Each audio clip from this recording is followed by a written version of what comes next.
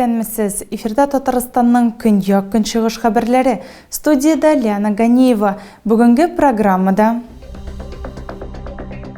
Әлмәт күп профильле районара хастаханәсенең кардиохирургы дәвалауның яңа ысулын уйлап тапкан.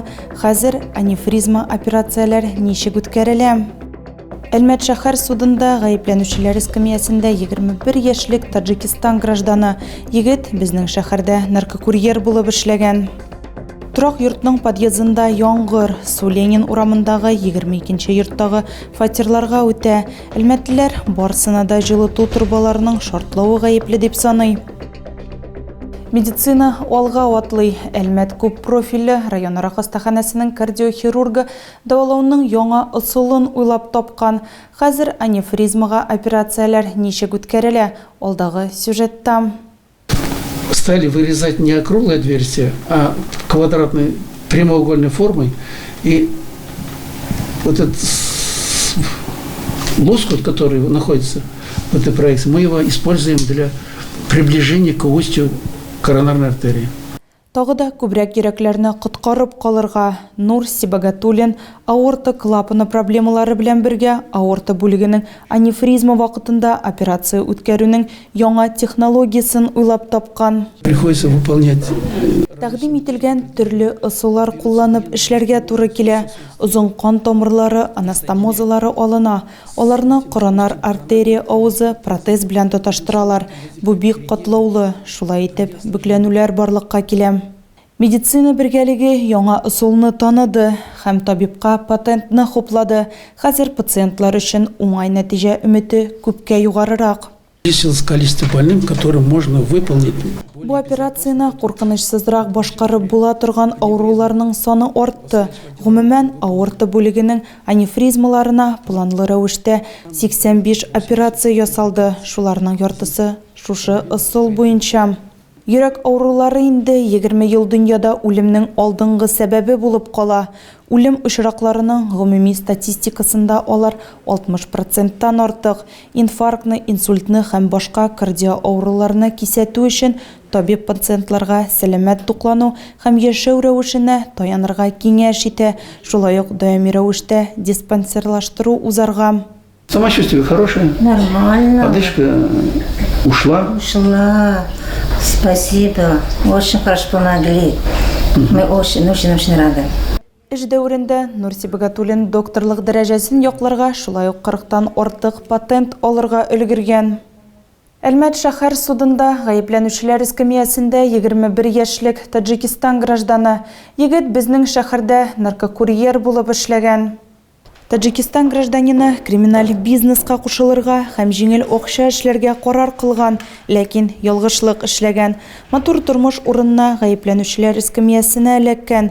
Эш материалларыннан күренгәнчә, 2023 елның июлендә гаепләнүче интернет-кибеттә тыелган матдәләр сату турында белдерү тапкан, диспетчер белән элемтәгә кергән һәм наркокурьер булып эшли башлаган. Әмма август аенда ул тоткарыла.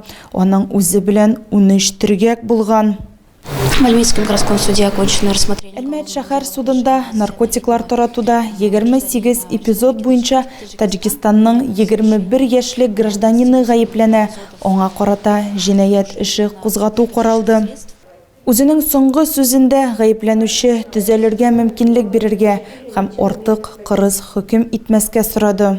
Я полностью осознаю последствия своих поступков. Мин үз гамәлләремнең нәтиҗәләрен тулысынча аңлыйм. Мин чын күңелдән үкенәм. Минем гамәлләремнең миңа гына түгел, минем якыннарыма һәм җәмгыятькә дә зыян китерү алуын аңлыйм. Мин ихластан үкенәм һәм сез миңа төзәлергә мөмкинлек бирә алырсыз дип өметләнәм. Нәтиҗәдә иратны гаепле дип таныдылар. Аңа катгый режимлы колониядә 11 елга ирегеннән мәхрүм итү рәвешендә җәза билгеләнгән. Торак йортның подъездында яңгыр, Су Ленин урамындагы 22-нче йорттагы фатирларга үтә. Әлмәтлеләр барсына да җылыту турбаларының шартлавы гаепле дип саный.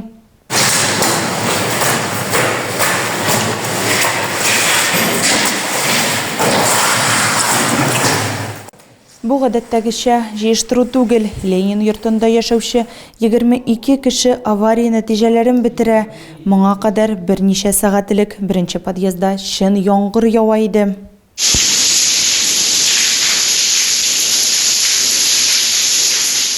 Бу видео белән җирле халык уртаклашты. Безнең төшерү төркеме килүгә подъездда корырак иде.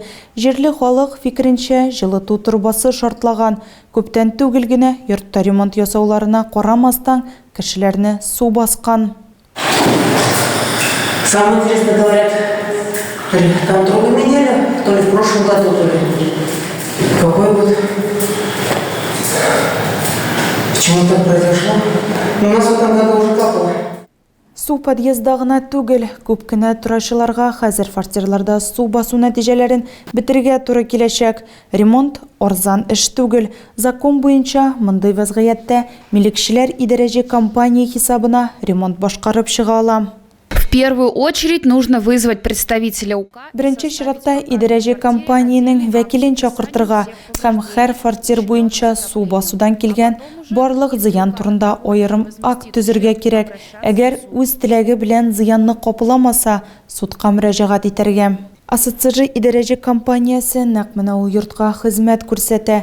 Инде икенче фатир милекчеләре мөрәҗәгать иткән. Оешмада безне ремонт эшләрен каплаячак дип ышандырдылар. Әмма чеклар бирелгән очракта гына компенсация алырга мөмкин. Әлмәт районында җәнлекләрне исәпкә алу дәвам итә. Ул 15 гыйнварда старт алды һәм 15 мартка кадәр дәвам итәчәк. Ул кышкы маршрут хисабы ысылу белән уза. Определяется какой-то маршрут от точки А до точки Б. А ноктасыннан Б ноктасына кадәр маршрут билгеләнә һәм бу маршрутта җәнлекләр, тояклы хайваннар, шулай ук кош-корт эзләре исәпкә алына. Аннары булар барысы да эшкәртелә. Табигать ресурслары министрлыгына җибәрелә. Исәпләү нигезенә Табигать ресурслары министрлыгы безгә инде лимитлар һәм квоталар җибәрә. Алар нигезендә киләсе сезонга аучаулык һәм хуҗалыкка хайваннарны алуга рөхсәт бирә. Яңа Кәшер авылында сара янган. Гадәттән тыш хәлләр министрлыгы мәгълүматлары буенча ут 16 квадрат метр мәйданлы хуҗалык корылмасын юк иткән. Шулай ук мунчаның чиктәш дивары өлешчә зыян күргән. Моның сәбәбе электр җиһазлары монтажлау кагыйдәләрен бозу. Зыян күрүчеләр юк. Нефтяникның йомгаклау уены 15 февральда юбилейный спорт сараенда узды. Әлмәтлеләр Ростов командасын кабул иттеләр. Очрашуда Әфганстанда, Чечняда хәрби хәрәкәтләрдә катнашучылар исеменнән символик старт бирелде. Беренче 20 минут хуҗалар өстәнлеге белән үтте. Бик күп һөҗүмнәр ясалды. Аларның икесе алка кертү белән тәмамланды.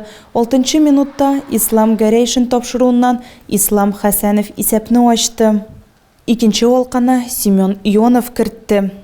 Икенче периодта нефтяник кабат уңышка ирешә. 27 минутта исәп 3-0 була. 3-нче алканың авторы Дмитрий Байчук. Уенның йомгаклау өлешендә командалар кискен мизгелләр белән алмаштылар.